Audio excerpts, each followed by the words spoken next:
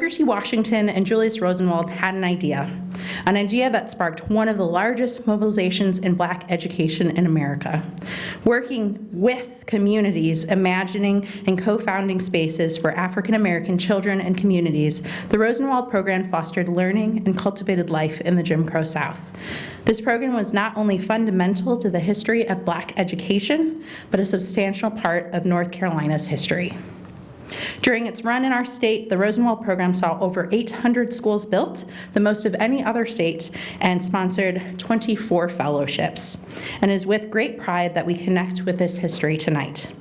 This evening, you will hear from two amazing artists that have utilized their talents to speak to history, and especially Southern history, as it relates to Black Americans. After their performances, we'll transition and take some time to celebrate educators as well who have joined us this evening. Johnny Lee Chapman III is a multi-disciplinary artist from Fuquay-Varina, North Carolina. Chapman started as a Tumblr poet during his first year at the University of North Carolina at Chapel Hill. In 2014, after graduating with a BS in Dental Hygiene, he leapt from page to the stage, beginning his career as a spoken word artist. Since then, he has performed regionally and nationally and is an active voice within his Carolina community. Over the years, his professional range of activities have grown to include spoken word and movement performances, acting and directing, workshop facilitation, event hosting, and artist mentorship. Please join me in welcoming him.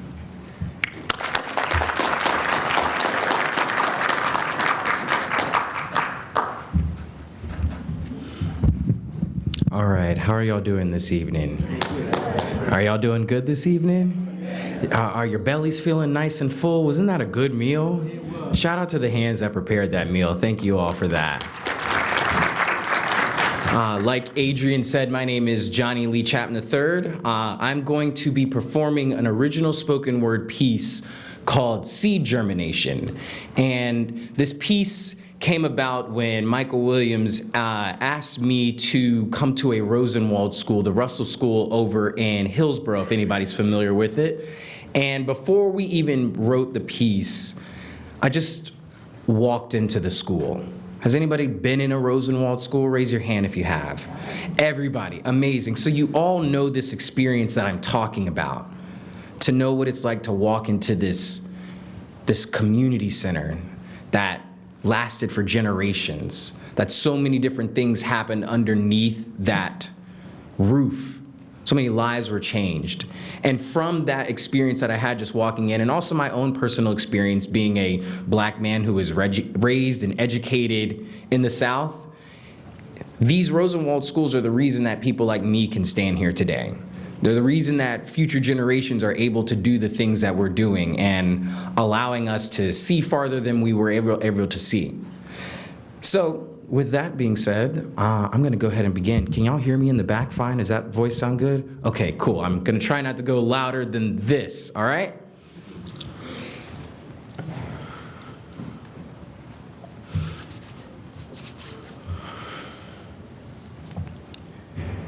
The end of Reconstruction was the beginning of a dark dawn for the Negro.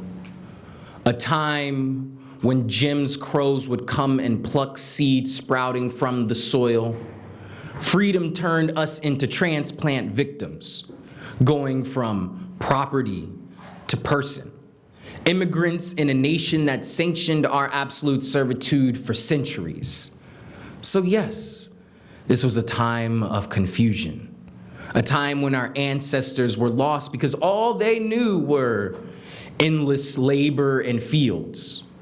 All they knew were how to lay board and brick to form foundation, how to prep the land for seed germination, how to till and harvest and sow according to the seasonal patterns. And although we could sustain life, for it is what we had been doing in America, living was something new. And yet it inspired within us a desire for upward mobility. And in this nation, that could only be achieved by education. And yet that radiant illumination was barred from us. And even if we did receive public schooling back then, the support we got was 1/5 of what our white counterparts received. But when has that ever stopped Black folk from making a way out of no way? Booker T. Washington and Julius Rosenwald partnered together to fertilize the American South with schools. 5,300 formal education centers sprouted in the rural South, 813 here in good old NC. Sacred spaces where Black children could congregate under the banner of academia, as well as giving the community a construct to call their own. And although this idea sounded beautiful, along with the donation from Rosenwald, the Jewish president of the Sears Company, who was sympathetic to the Negro plea, this victory still did not come without sacrifice. You see, these buildings had to be built by hands, had to be purchased by the hands that were building them. So while fathers and sons were laying board and brick to form foundation, the women and the misses were pinching together nickels and pennies so that they could afford this necessary luxury, even going so far as to bear the burden of double taxation during a time when their wages were the equivalent of what we pay on taxes for school supplies. But our ancestors had premonitions, visions given by the light of God, finding a way out of the struggle, so they gave it up willingly, offered body and budget so that they could make a new foundation for Negro education in this nation. So now I ask you to close your eyes for a minute. Open your hearts. Because when one enters a Rosenwald school, their senses are hit with a bit of history. The mind floods with memories of former generations. Just listen to the way the boards cracked as feet trekked from door to desk, the freshly cut tables that probably saw a fair share of laughter and spills, or how about the high open windows that allowed the nourishing rays of sun to enlighten these minds, seats sewn to the floor so that all those who sat in it would know that they are firmly rooted. A wooden stove to keep hands warm in the winter so that people could still grip pencils, even an industrial trade room where children were taught mental and manual labor. You see, these Rosenwald schools are more than just academic institutions built and ran by their communities.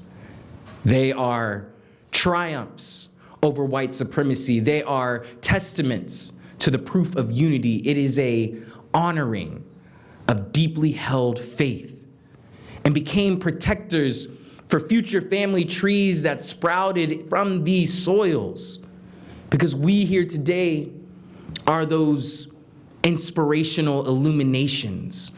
We here today are the radiant garden our ancestors first dreamed of when the dawn of freedom finally broke. Thank you.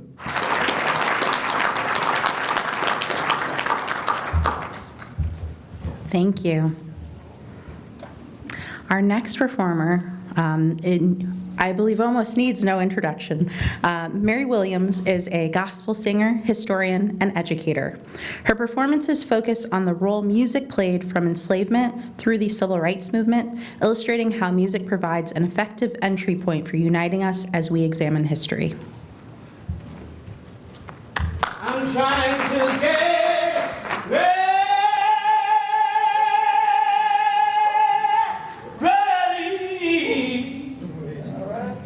I'm trying to get ready.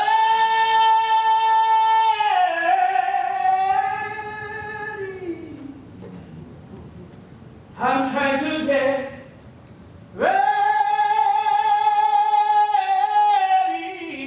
Oh, I'm ready to try on my long white road. I'm trying to get ready.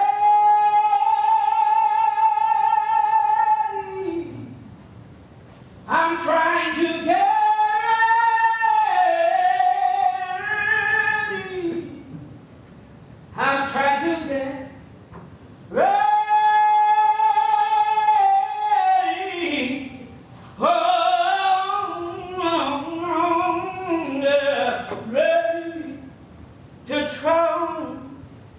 my long white road. Many of you know this, sing with me. I'm trying to get ready. I'm trying to get ready. Come on now. I'm trying to get ready. Oh, ready to try on my long white road. I'm trying to get ready. Oh, come on, choir, let me hear you. I'm trying to get ready. I'm trying to get ready. Whoa, ready to try on my long white road. One more time. I'm trying to get ready. I'm trying to get ready. I'm trying to get ready. Whoa, ready to try my long white road. Give yourselves a hand. That's good church. Education before the Civil War. It was forbidden for slaves to read and to write. They dreamed of being able to read, to write. Literacy seemed to be, to many of the enslaved, the key to white dominance and leadership. And it was how this magical ability to read and write kept white people in power.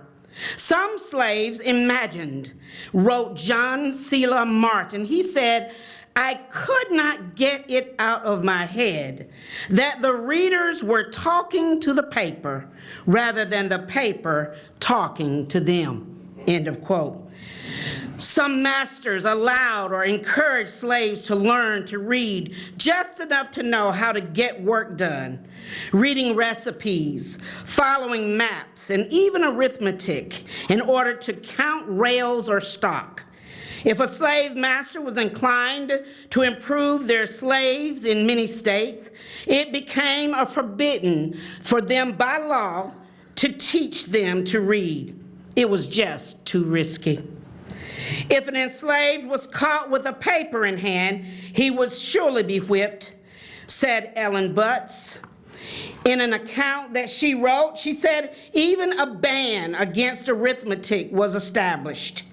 Edward Walker worked out a complicated mathematical problem in his head. His masters tried to check the answers, but they got stuck. When Walker showed him how he arrived at the answer, the master said, that really don't amount to nothing, and told all of the overseers, from this point forward, you better watch him very closely. Many white children called teaching the enslaved children how to read and write, making them civilized. But some of the spirituals that were attached to them is that whole idea of we are climbing Jacob's ladder.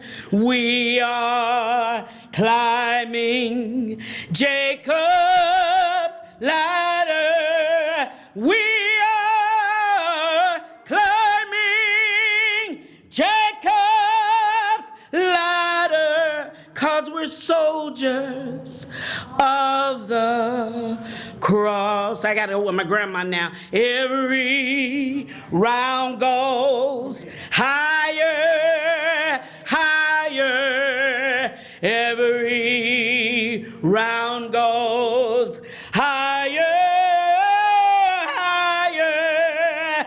Every round goes higher, higher. 'Cause we're soldiers of the cross. Nat Turner during the revolt sought out slaves that could read, and this frightened many that were afraid of Nat Turner, so much so that they began a search for any slave that could read and write, and whipped them almost to death. During this, and as the Civil War was going on and as it was going forward, more than ever, the problem of dealing with humanity, where education becomes such an important part, even during the Civil War, hiding in old buildings and in old dilapidated churches, wherever those that could be found, teaching black children how to read, and adults as well, because education is empowering.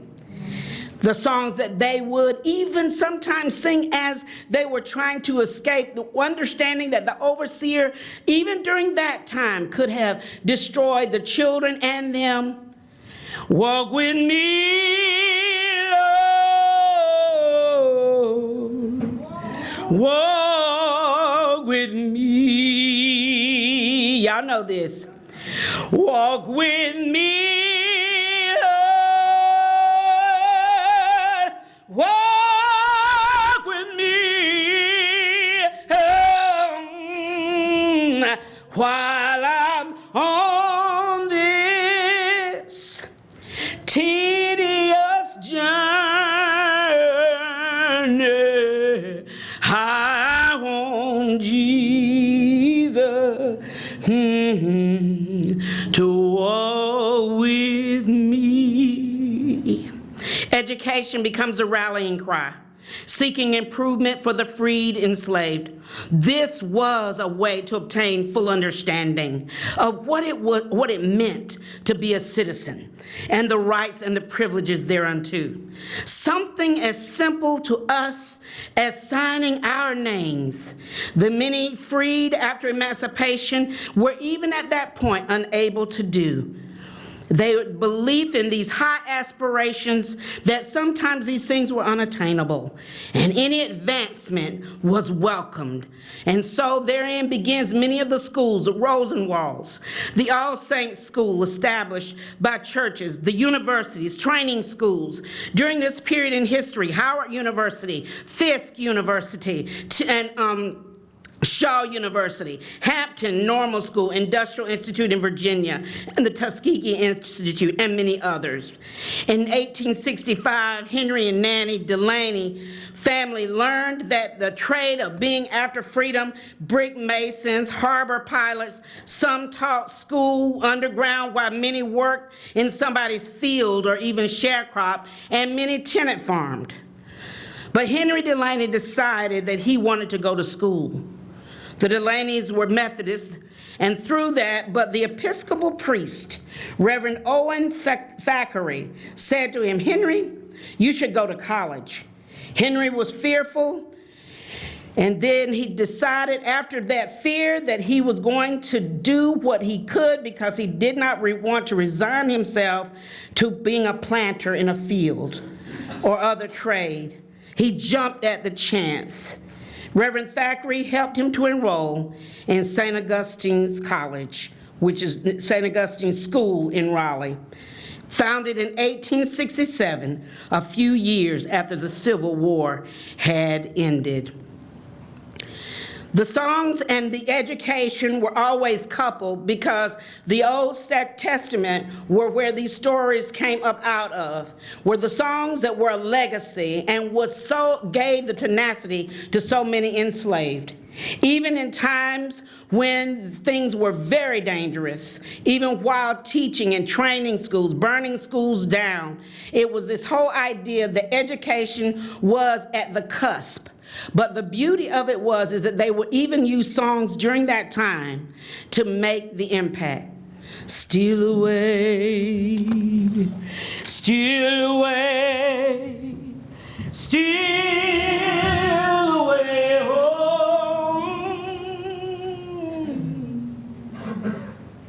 I ain't got long to stay.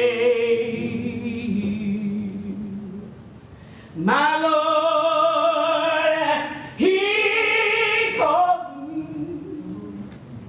He calls me by the thunder, the trumpet sounds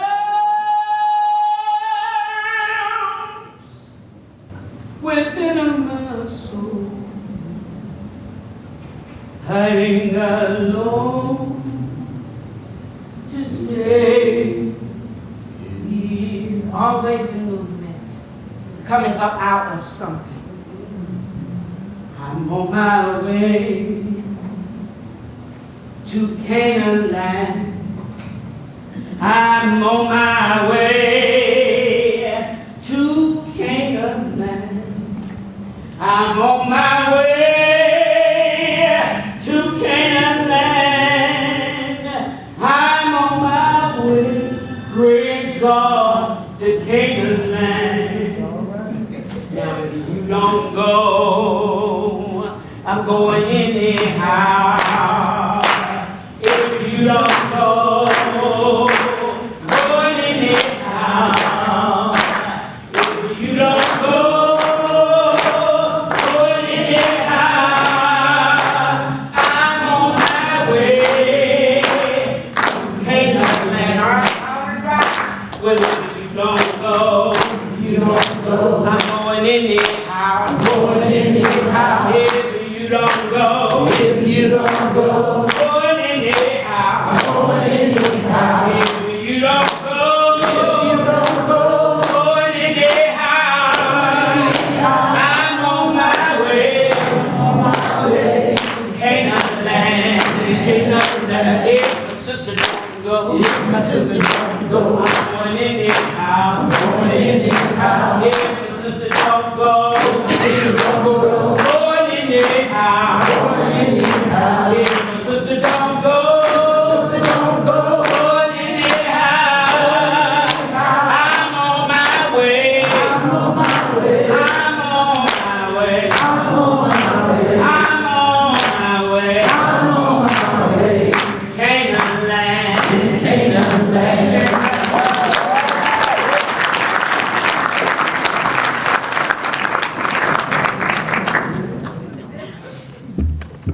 Good evening, everybody. My friend Michael William just says, whew, I feel bad for Adrian having to follow that. And it's me that has to follow that. So, another round of applause for the amazing Mary D. Williams and Johnny Lee Chapman III. Not to put you on the spot while you're getting seconds, but y'all earned it.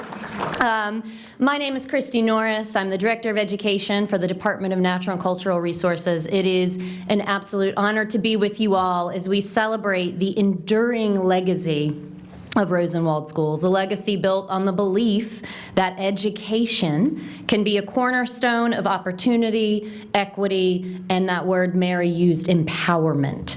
And as a former teacher myself, part of my responsibility in this new role of mine at the Department of Natural and Cultural Resources is to make sure that every child in this state sees themselves in the curriculum that is taught in their classrooms, and particularly in ways that are engaging and empowering. That is part of the mission of the Learning Happens Here initiative. But this isn't a new idea. Over a century ago, the partnership between Booker T. Washington, Julius Rosenwald, and Black communities all across North Carolina sparked a movement that changed the educational landscape of the South. Black communities envisioned schools that would uplift, and here's that word again, empower their students, providing educational access and opportunities that the segregated South denied to African American students. And through the tireless dedication of local families, of community members, and yes, of educators who often contributed their own money, who contributed land and labor, we know that Rosenwald schools all across North Carolina stood not just as places and spaces of learning, but also as beacons of hope, places where students and teachers cultivated knowledge, resilience, pride, a belief that any possibility could be achieved through education. And knowing that so many Rosenwald alum are with us here today, so many educators are with us here tonight, I would wager that most of us in this room share that same spirit that defined the amazing Rosenwald schools, a spirit of collaboration, of perseverance, and an unwavering commitment to equitable educational opportunities. And I would also wager that we all recognize an undeniable truth, that educators are at the very heart of this work.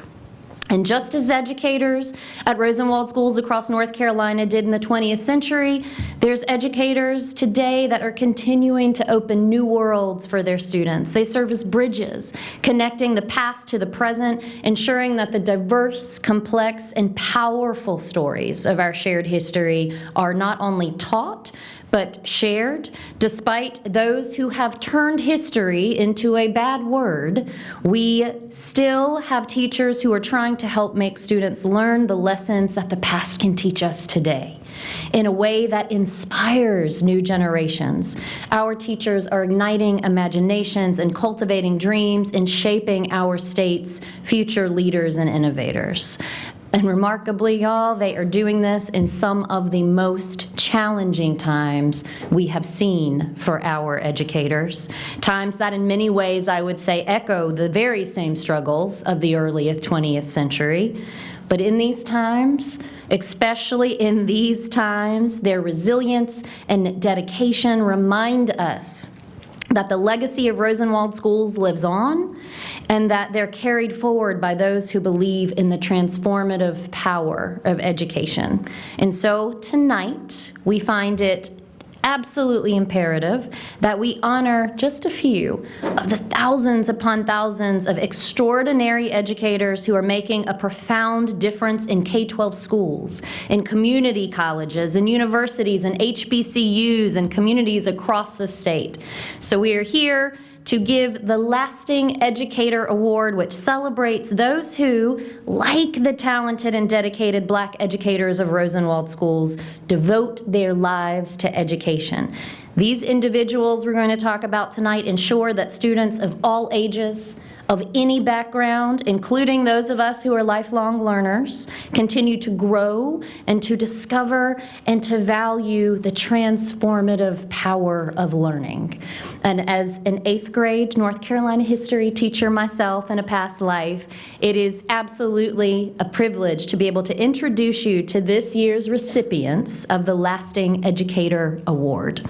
These inspirational individuals understand that the stories we share in our classrooms do more than educate. They shape our communities and they help cultivate our future. And so, our first Lasting Educator Award recipient goes to Miss Corey Greer Banks, who some of you might think she has one of the most terrifying jobs out there because she teaches middle schoolers. She faces 13-year-olds every day. And with almost 20 years in the classroom, when you meet her, you're going to think she started when she was 12. Corey has served as an 8th grade humanities teacher at Explorer School in downtown Raleigh for the past 8 years. And her teaching philosophy revolves around fostering, is that word again, empowered students who perceive diversity not merely as an abstract concept, but as a tenet of an ideal, just, and democratic society. She actively engages her students in critical conversations and place-based learning that extend beyond the walls of a classroom. On any given day, you might see her hosting her class in North Carolina Freedom Park, or at the graveside of the brilliant Black educator Anna Julia Cooper, or over in Chavis Park, not playing on the swing sets, but instead learning about the park's incredible namesake, John Chavis, a free Black educator, an American Revolutionary War veteran. And despite the risks that are unfortunately present in our society today for our K-12 teachers who show courage and care to teach our nation's hard history, she does so with skill and craft that is out of this world.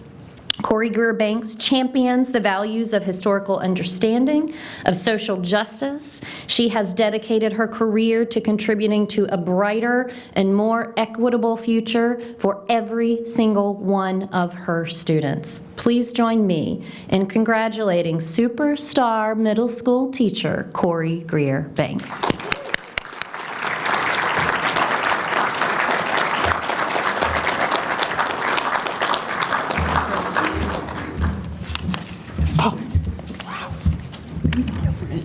Oh my God.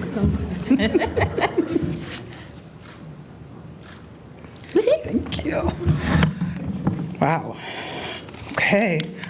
I don't know how to follow all of that. I'm just like, wow, thank you so much, Christy. I am incredibly honored to accept this award tonight in honor of Rosenwald School's legacy. Honestly, it is very humbling that all of you have put your faith in me to continue to shine a beacon of light so that our youngest Carolinians understand all of our state's history, not just the topics that we cherry pick and choose to put in a history book. Thank you to the African American Heritage Commission and to the North Carolina Department of Natural and Cultural Resources for honoring me today. I would also like to thank the Explorer School for providing a space for me to take these risks, because it is risky teaching like this today, to teach our youth a more comprehensive picture of American history. Finally, I would like to thank my husband, Anthony. He's right there. Doesn't he look cute? He often puts up with my often long-winded excitement about American history, how I might implement these topics of interest into my classroom, and all while we're eating dinner and watching the news, and he listens tirelessly. You know, the history of Jim Crow is one that we don't typically see as a shining moment in American history. When I think of the words Jim Crow, I envision sorrow, tragedy, and a disenfranchised period for Black Americans. However, you have to also think, what time in America's past hasn't been like that for Black people in this country? As a dedicated historian and advocate for accurate education in our nation's classrooms, I see the Jim Crow South through another lens. To me, Rosenwald School symbolizes Black folk making a way where there seemed to be no way, pushing forward despite a tidal wave of obstacles, and attaining success by any means necessary. Rosenwald schools are the flowers that have blossomed in between cracks of concrete. These schools are a testament to perseverance, determination, and it is a true example of American grit. If anyone needs an example of what it means to be an American, then they need to look at the graduates of Rosenwald schools. I know that this is a banquet of celebration, but I would be remiss in accepting this award without recognizing the divided state of our country. And I want to leave you with some uplift. You might feel unmoored, defeated, a little distrustful of government, but I will remind you that our ancestors have felt that way too. After they dried their tears, rested, and brushed the dust off their shoulders, they remembered that they were never down for the count. They proceeded to pave the way for future generations. The work is not done, and all of us in this room have a responsibility to move the needle forward. Thank you for supporting the arduous work of teaching all of our history to all of our children. We are the products of our ancestors' wildest dreams, and we must continue to honor their contributions to that success. Thank you very much.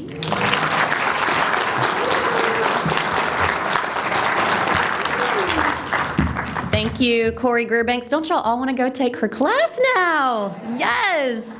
And shameless plug, Corey and several other teachers will be presenting your 3:30 session tomorrow, so don't try to beat traffic on 40. Stick around for the last session of the day. You will not be disappointed, I promise. Our second awardee is a performer, a storyteller, a motivator, a youth worker, a preacher, and yes, a teacher. Dr. Sonny Kelly literally does it all, not to mention he is also a veteran of the U.S. Air Force.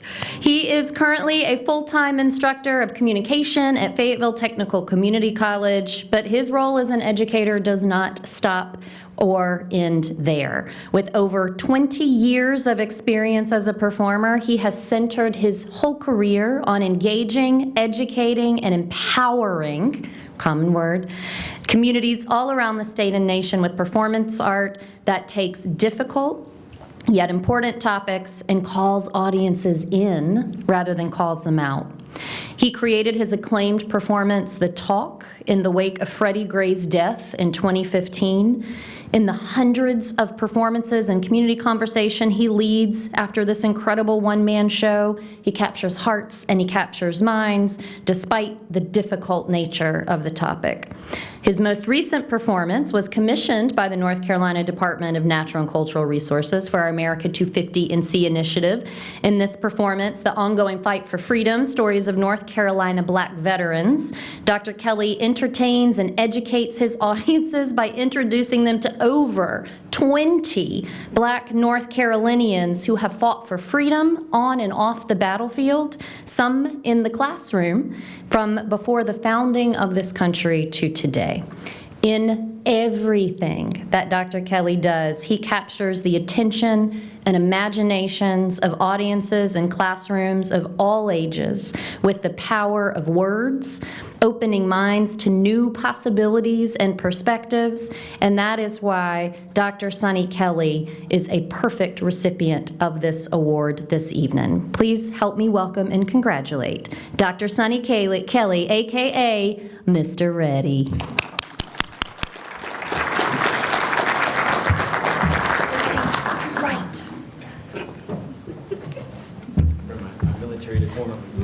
Take.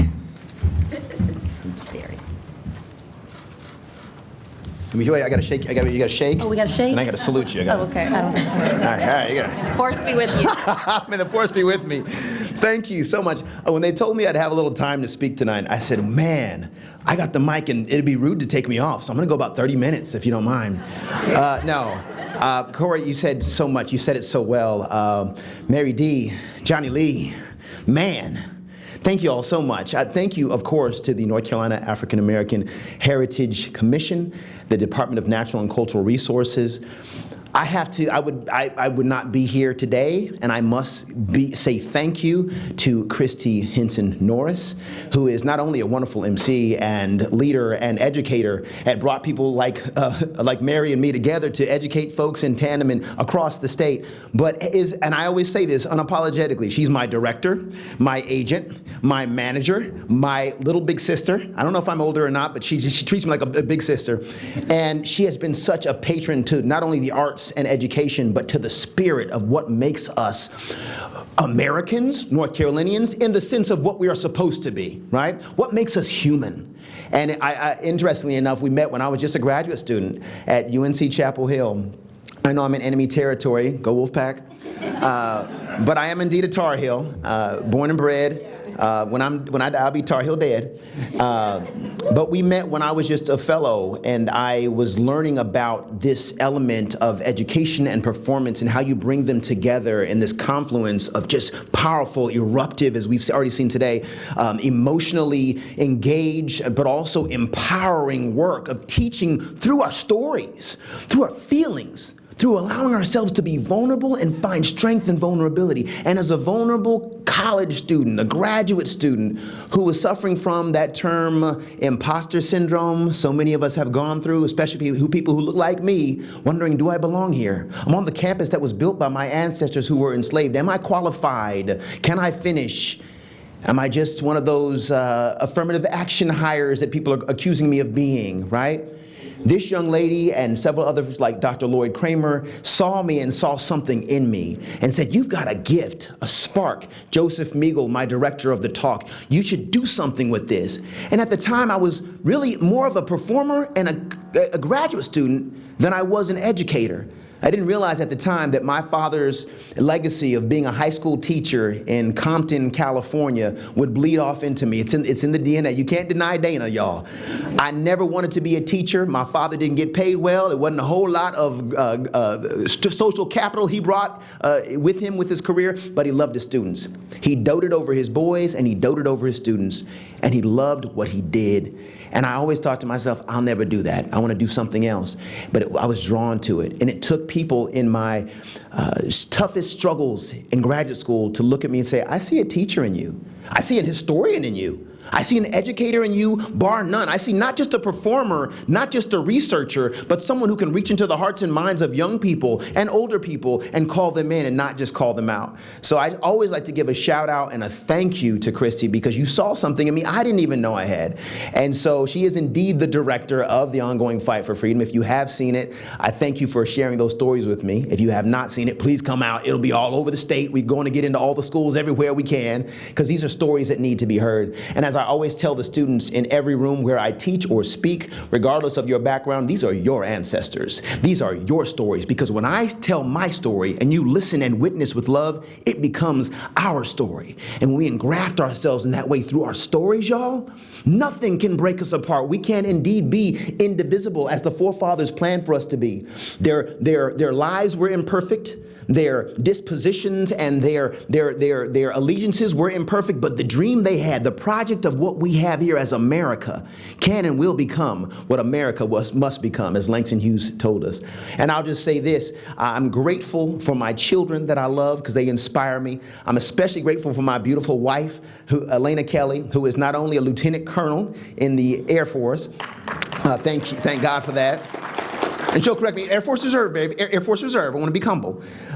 She is also the voice that you always hear. If you ever see me perform, you'll hear her voice singing me in and singing me out, whether it's the Black National Anthem or Lift Every Voice and Sing, or the National Anthem, or Brown Baby in the show The Talk, and she is the wind beneath my wings. When I wanted to quit, she said, no. God has something for you. Stay with this program. Stay in the community. Stay studying. Stay performing. Get on that stage, and you trust that what you have to say needs to be heard.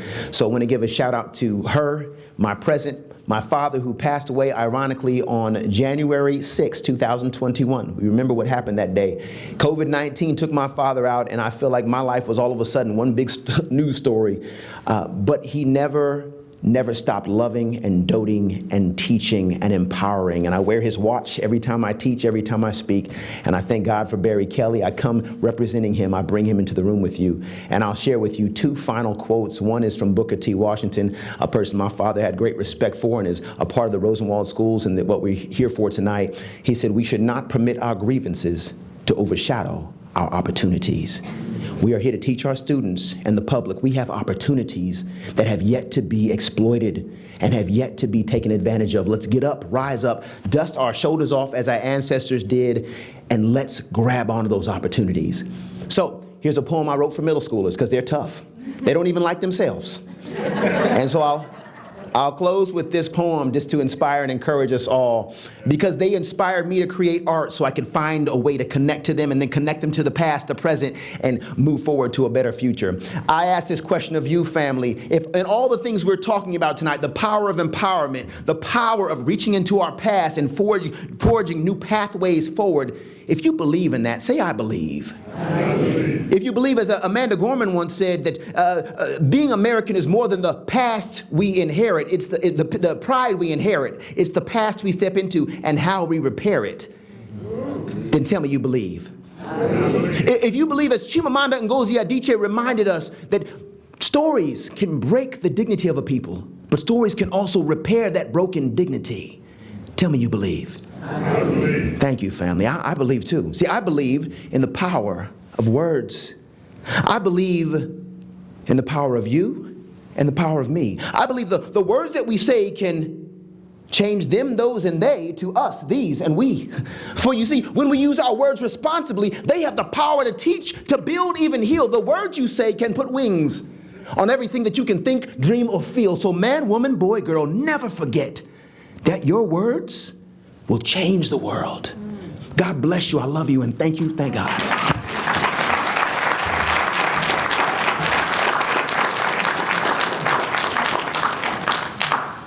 Woo! Oh, Dr. Kelly, I forgot you.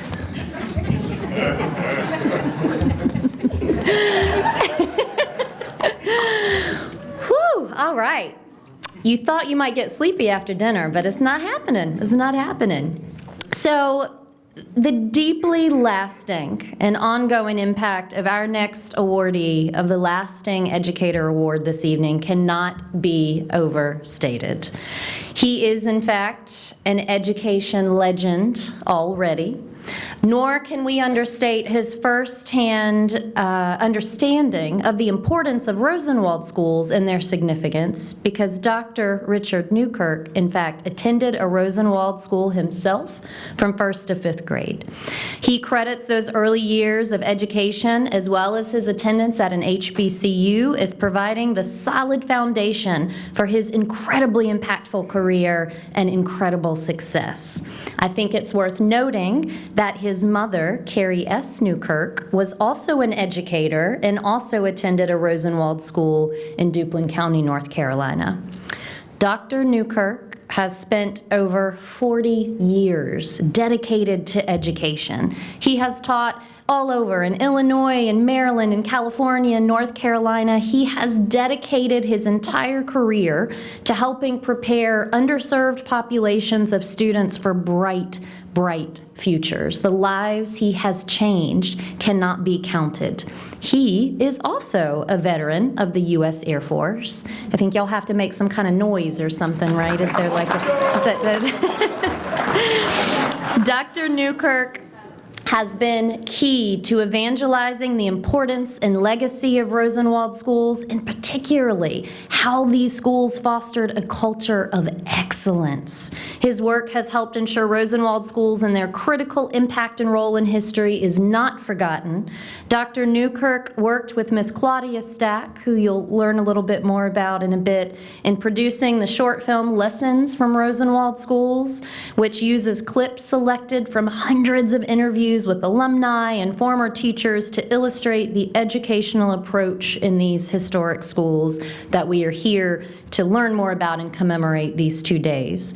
As part of his work, he has presented at high schools, universities, libraries, other venues. He is an incredible educator, a first-rate scholar, and someone who has dedicated himself to education, to preserving the legacy of Rosenwald schools, and this and the fact that he is just so amazing make him a clear choice for the Legacy Award. Please help me welcome the amazing Dr. Richard Newkirk.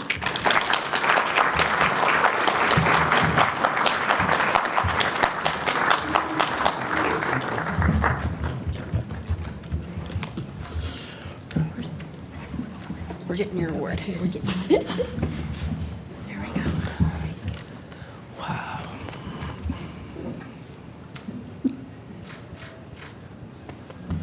Congratulations. God. Okay, Flora. Congratulations. Oh, God. Good evening. I'm going to just say thank you. No, I'm not going to sit down after I say that. I'm going to say that so that I'm not going to give you all the names. I want to say thank you. I am humble. It's the term that comes to my mind, being here. Because I stand on the shoulders of so many people, and I'm just in awe. The first person that I want to just thank God for is my mother. As you mentioned, she was an educator. I also had the privilege of having her as my first and second grade teacher in the Rosenwald schools to which I attended. And one of the things that still resonates with me to this day was a statement that was shared with me there that I found out actually goes back to the basic philosophy of Booker T. Washington. You'll find it in a book that's about him and his relationship with Theodore Roosevelt. But the statement that was given to us was something like this. It said, you're black, going to be black all your life, where you may be expected to know twice as much to get the same job for half the pay. You got two choices. You can complain about it, or you can learn the system to make a difference. And we are not here to listen to your complaints. That sounds funny, but there were some beautiful, positive, foundational principles in those statements. Number one, you are not going to be recognized and for who you are. It could be the color of your skin. It could be whatever it is. It could be your race. It could be whether you're male, female, or whatever. And you need to know that. Secondly, that there is a system. And I don't care how you feel about it and all the complaints, but none of that will change anything. You need to learn the system. So we don't want to have time for your complaints. We are here to teach you. Now, are you ready to learn? So as I tell folks, when I went to school, learning was mandatory. It was never expected for us to go to school. It was always a privilege. So everywhere I taught, I tell them, you have a right to come to school, but you do not have a right to be in my classroom. You don't have to be in my class. So there are expectations. That was taught us. My mom says, I don't care about your grades, but you had better know the material. When you go back in history, you could be stripped of everything else. In the film that Claudia did on my mother, it's called the Carry Me an American Life. She talks about her grandmother. My mother talks about her grandmother. And she told her, my grandmother couldn't read. She said, but you better get it. Because once you get it in you, I didn't say you just read, you get it in you. Nobody can take that. They can take this, that, and the other. But what you got, what you learned, you possess it. And so that was the mindset that was instilled in me and those around me who went to school in Rosenwald schools. The second person I want to, whose shoulders I stand on, was my first male teacher. His name was Clarence Calvin Cooper II. He was the principal of West Pender Elementary School, and West Pender was built in the late 50s. Halfway Branch, where I went, was a 4-room school. We had 1, 2, 3, and 4-room schools in Pender County where I went to school, and they were consolidated. And we went to West Pender. And Mr. Cooper, you could give an answer, but you had to give detailed explanation as to the process through which you got it. What was he teaching? You have to know how to think. You got to know how to rationalize it. And then you got to know how to communicate what's in your mind to somebody else in a way that they can understand that. And from that point on through my education, that was part of what we were expected to do. And that was an HBCU. So when I went to grad school, where I was the spot, and that's all I'll say, they were amazed at, number one, that I could write. Number two, that I could think. And that was all right. But that's what it's all about. And that's what we're learning to do. And you have to pass that on. You teach people to think. You ask questions. How did you come up with that? Why are you doing that? And where is it going? What is it you're trying to do? And is this going to take you from point A to point B? Or have you thought about it? So I'm excited that I have the privilege to be standing here and sharing this. And I'm excited that what's going on in North Carolina the state of North Carolina. I need to say this before I sit down and before I do to the second presentation. When I went to the state of California, I went as a result of the United States Air Force. And I began to teach. I could tell people in the public school system. I taught 8th grade there. I was in middle school for 20 years. Loved it. Every drop of it. Because the kids had to learn. I was the first African American that had ever taught in that school in 1976 in the state of California, okay? And where I am a lifetime teaching credential in English, language arts, social studies. I majored in English. What's my point? My education that I received at an HBCU in the state of North Carolina credentialed me to do that. I didn't major in history. I didn't minor in history.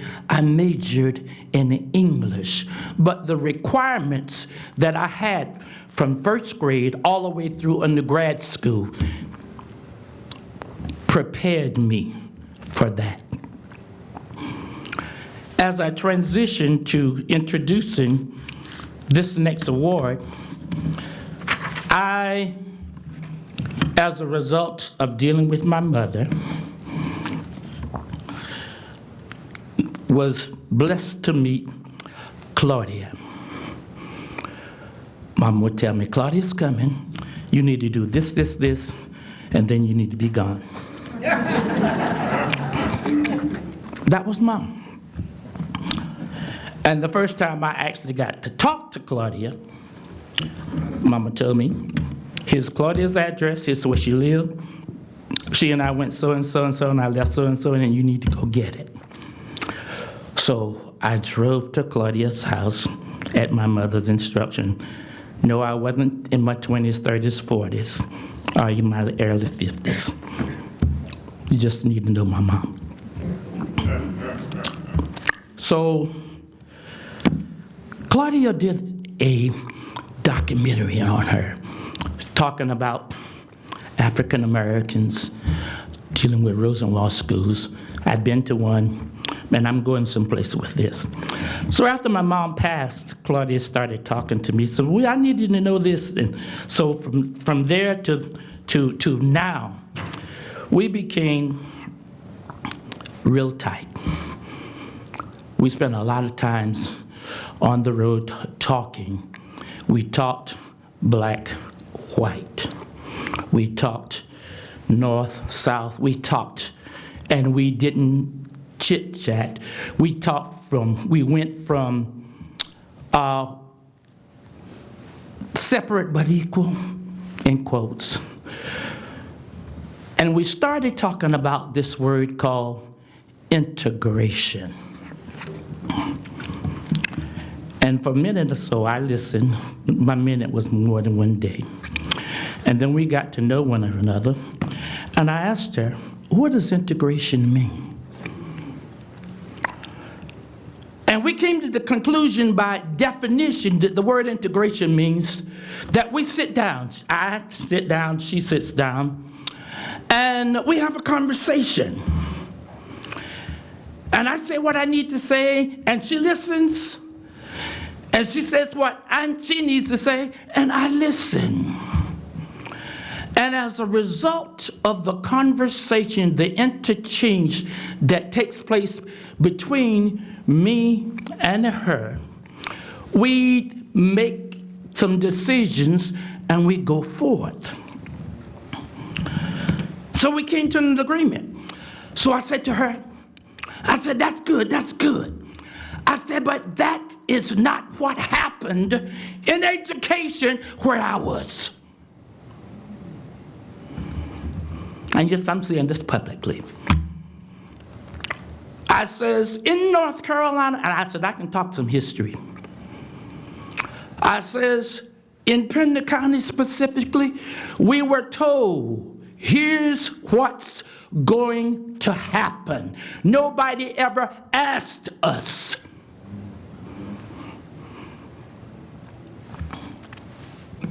One of my all-time favorite books is Invisible Man, not The Invisible Man, Invisible Man by Ralph Ellison. And in that book, the major character, the protagonist,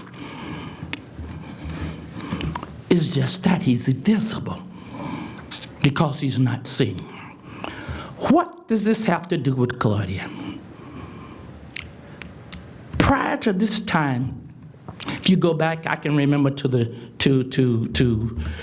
Harlem Renaissance, I think is where it is. You'd have a lot of writers. They would write. But what a lot of them wrote was not what was, but what they were expected to project. And through history, through Black history, a lot of what has been shared has been what somebody else has said about what has happened. So I can say something and somebody else can write it, but they write it from their perspective. It's them, it's not me. They are seeing through their lens, but they don't see me. I'm invisible. Claudia changed that. And everything she did, she went, she sat, she listened. And if you look at most of her documentaries, she's not doing the talking.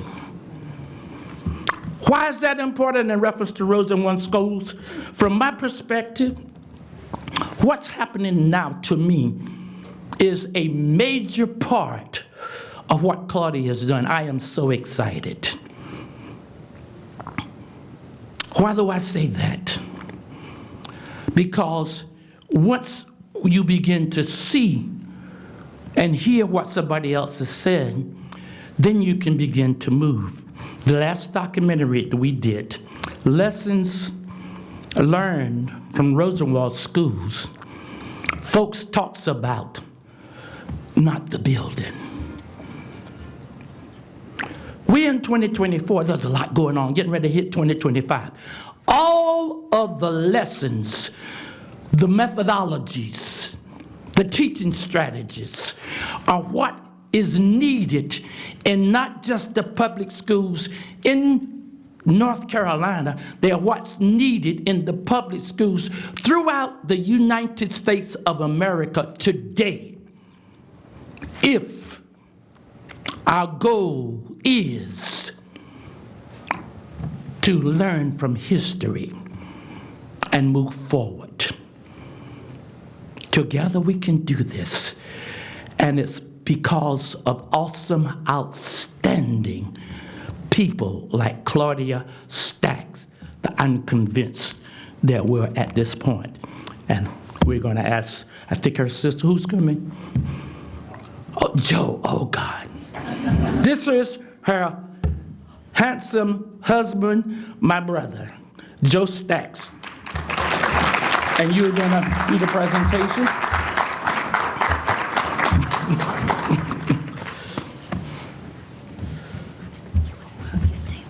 Oh, God. Oh, God. Wow. Thank you. Stay here. Okay. Well, thank you to the North Carolina African American Heritage Commission, to the North Carolina Department of Natural and Cultural Resources. Thank you to Claudia Brown for nominating Claudia for this award. And thank you to Brother Richard for the longtime collaboration, for being a member of the family, and being a teacher to me as well as to Claudia. To start out,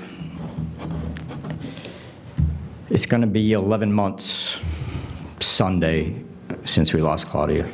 And it's a hard time to get through the holidays, but it is a nice way to celebrate Claudia right now, honoring her like this and remembering her legacy rather than just thinking about her absence during this time. I remember when Claudia first read about Rosenwald schools in the Sunday New York Times, a staple periodical in the Probst family. And she was very intrigued by it, the wonderful philanthropy, the partnership with Booker T. Washington, and something was missing to her. It's like, what was it like in a Rosenwald school? What was it like to teach in a Rosenwald school? What was it like to learn in a Rosenwald school? So that's what she strove to find out. And she did some research and found a few little articles, but she identified a huge gap in history, right? The building the building, the philanthropy, that was all wonderful. That was all great, you know, the hard work, the labor, the toiling. But when you built that school and there was this empty building, you had to fill it. You had to fill it with the environment to learn. You had to fill it with activities throughout the day that kept everybody busy. You had to encourage and create an atmosphere of joy, and that's what she strove to find out. And she felt a great urgency because she didn't want those stories to be lost to time. And it seems like overnight she learned to be a filmmaker. She was a writer, she was an educator. I never knew she was a filmmaker, but she tried to go out there with our little video camera that we used for birthday parties, and she set that up, and it was terrible quality, so she bought a camera we couldn't afford. And she set that up on a tripod and had Carrie Mae Newkirk tell her stories in her dining room or parlor, and it all began there. And she did it. She filled that gap, and it's now archived history. It's in all the libraries of all the universities in North Carolina. Dr. Newkirk keeps it going. Claudia Brown keeps it going, and Claudia's legacy remains alive. It's wonderful. So many lessons to be learned from Claudia, and I think every day reflect on her life. And she didn't do it for awards or glory or financial compensation. I stupidly said to her after she finished Under the Kudzu, you know, that's great, honey. Now how about doing one that everybody's interested in so we can make a lot of money? And she kind of gave me, you know, kind of a raised eyebrow and a stink eye, and I shut my mouth, and then I realized she wasn't in it for the money. She was in it because she wanted to capture this information for history, and she wanted to satisfy her own curiosities, right? But one of the lessons to learn from Claudia is money, glory, awards, not important to Claudia. It was deep, lasting, loving relationships important to Claudia, and she forged many of them through her endeavors learning about Rosenwald schools. Dr. Newkirk, Carrie Mae, James and Mary Faison, Ernest Keith, Kenneth Keith, Betty Thompson, Verta Kay, so many, you know, that are in the Kaintuck Community Center in Curry, North Carolina, and people that all cried with me at Claudia's funeral, and she did an amazing job. She filled that gap, and is still being recognized for it today. So, well done, Claudia. Thank you, everybody.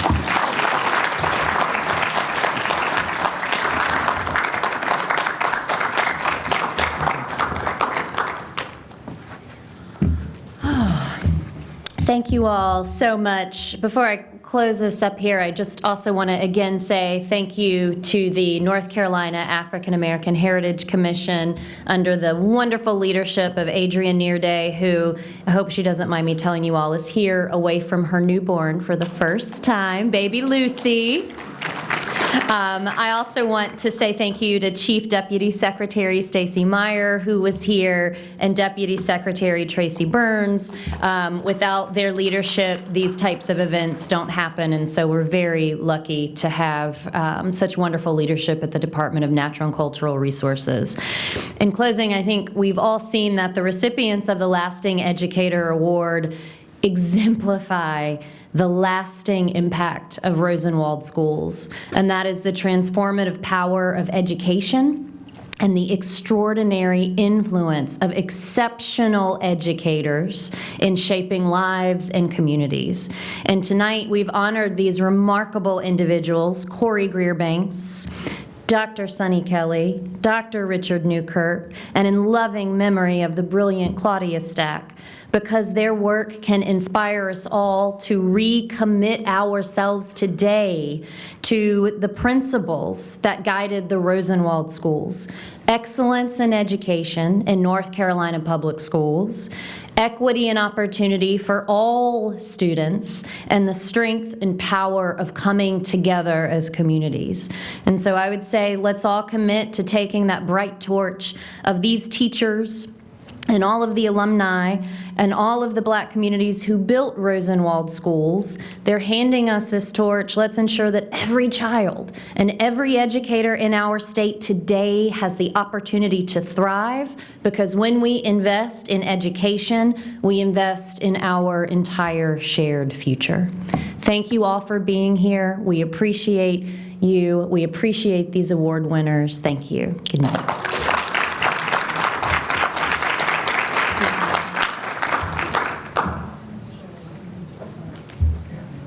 Thank you, Christy. We have heard some incredible words this evening from all of our awardees and from our artists as well. I'm going to have us give just one more round of applause for these folks this evening. Okay, well, my piece of paper walked away. That's all right.